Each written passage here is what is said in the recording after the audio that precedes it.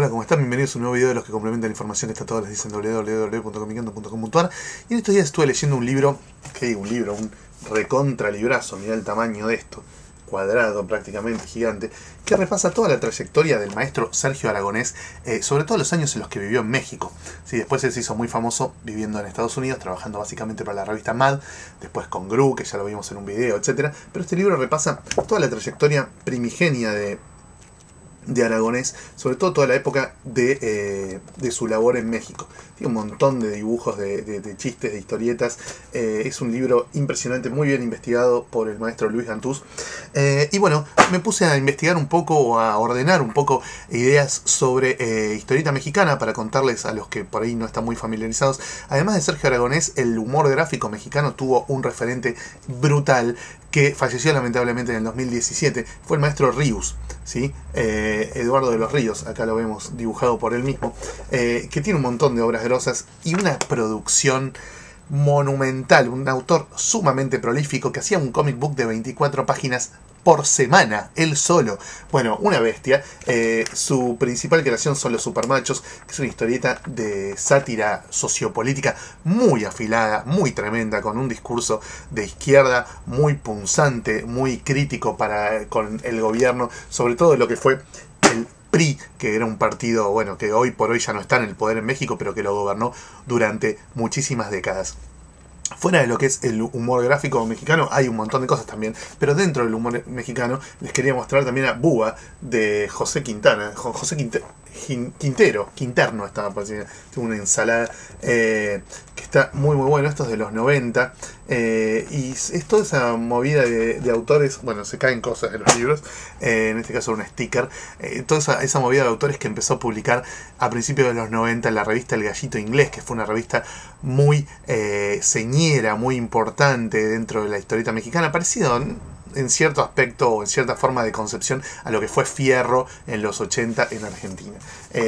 También de esa misma camada, uno que me gusta mucho, un autor muy interesante, es Ricardo Peláez Goicoechea. Este es un libro de historias cortas de Ricardo Peláez, tiene unas cosas hermosas, un excelente dibujante y guionista mexicano. Otro de esa misma camada, de esa misma etapa, es Edgar Clement, el autor de Operación Bolívar, que es como una especie de novela gráfica de aventura emblemática dentro de lo que es la historieta moderna mexicana, casi un eternauta mexicano, que, bueno, nada, no está tan bien reproducido el blanco y negro en el libro, pero tiene un nivel de dibujo muy zarpado, ideas muy impactantes, una aventura con bastante contexto político también. Bueno, muy interesante. Edgar Clement sigue trabajando, es un autor que está sumamente en actividad. Otro bastante más moderno es Bachán, que en realidad se llama Sebastián algo, que tiene varios personajes. Este es uno de los más conocidos, el Bulbo, que es una especie de superhéroe en joda, como podrán ver, ¿sí? Es como una parodia de superhéroes, muy divertido. Por supuesto, el humor mexicano es muy mexicano, ¿no? En algunas cosas no lo vamos a entender por más que nos pongamos las pilas fuera de México, pero esto está muy bien dibujado, es un dibujante muy talentoso, muy dotado, bueno, y ojalá fuera más conocido también fuera de México, ¿no? Otro que se está haciendo conocido de a poco fuera de México es Bernardo Fernández, que también se lo conoce como Bef, ¿sí? Que, como lo vemos acá, este es un trabajo apuntado a un público infanto-juvenil, entonces va a una línea clara, ¿sí? Re Yves Chaland, bueno, línea clara, contemporánea, moderna, postmoderna, muy buen dibujante, muy prolijo, muy buena la narrativa. Bueno, y en este caso forma equipo nada menos que con Juan Viloro, que es un novelista mexicano muy conocido.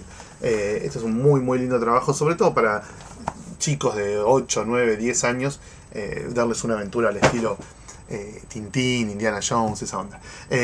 Obviamente, cuando hablamos de historieta mexicana nos vamos a dar cuenta que un montón de los autores más talentosos están absorbidos por el mercado norteamericano, ¿no? Y hacia allá fueron, por ejemplo, el más conocido, que es Humberto Ramos, ¿sí? El más estrella, digamos, el más bestia, el más impresionante de los dibujantes de estilo cuasi superheroico. Acá lo estamos viendo en una historia que no es de superhéroes, tiene más que ver con el terror, con el misterio.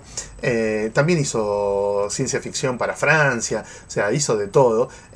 Humberto Ramos, a medida que se fue masificando, digamos, su éxito, que empezó básicamente en los cómics de superhéroes de Estados Unidos. Hay un montón de dibujantes mexicanos que trabajan para el mercado norteamericano, y a mí el que más me gusta es uno que vive en Francia, que no trabaja para Estados Unidos, trabaja para el mercado francés, para una editorial que queda en Suiza, y es el maestro Tony Sandoval. Tony Sandoval me parece a mí el más virtuoso, digamos, el que más me sorprende, el que más me gusta de todos los autores mexicanos que hay hoy trabajando. Un tipo con un talento descomunal, una sensibilidad impresionante, una versatilidad también muy notable. Este es apenas uno de los muchos trabajos de Tony Sandoval que me tomé el laburo de conseguir, porque la verdad que es impresionante. Esto está editado en España, no debe ser tan difícil de conseguir. Todo esto con un nivel como de vuelo artístico y poético muy interesante, muy europeo en cierto modo, y por suerte a años luz de las cosas con las que yo me encontré, por ejemplo la última vez que estuve en México en el año 98, que eran como copias berretas de cómics de superhéroes norteamericanos, ¿no? Esto, por ejemplo, era... No sé, acá dibujaba Carlo Barberi, por ejemplo, que hoy dibuja mucho mejor, que trabaja básicamente para DC y Marvel, pero había unas cosas medio desgarradoras, ¿no? Esto es una imitación berreta del estilo manga, ¿no? De un shoujo, vendría a ser, de una cosa tipo Sailor Moon, pero a color, una cosa bastante berreta, que por suerte quedó atrás, ¿sí? Esto también es más o menos de esa misma época. Historieta todo color, que quería ser tipo comic book yankee, y lo más desgarrador de todos que era esto, los sensacionales, estos libritos que traían 2 o 3 viñetas por página de unas aventuras muy rudimentarias, de género, muy cabeza, siempre con minas en bolas en los momentos menos necesarios y demás. Bueno, volveremos seguramente a ver algo de historieta mexicana en algún futuro video que prometo para muy pronto. Chao, gracias.